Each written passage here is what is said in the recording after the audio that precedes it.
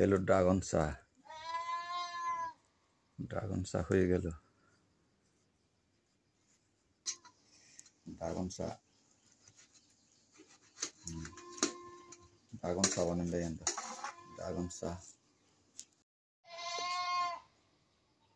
এই কালার দেখছেন,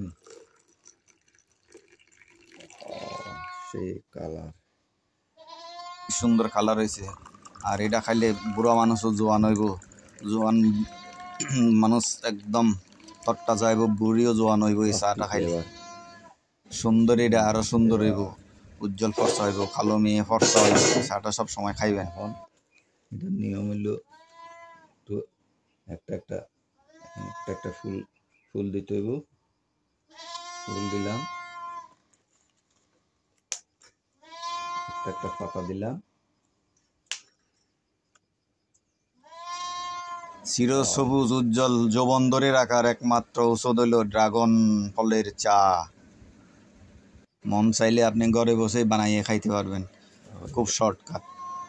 তো ফুল বাজার থেকে কিনে আনলাম যদি আপনার লাগে। আমার তো ফুল আছে, আজই আমি আমার বাগান থেকে দিছি।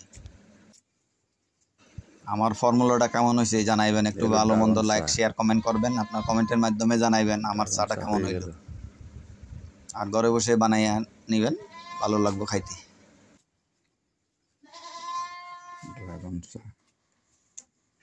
আমরা গ্রামের মানুষ, যতদূর জানি ততদূর করলাম, কতদূর হয়েছে জানি না, তবে ভালো হয়েছে, কালার সুন্দর হয়েছে।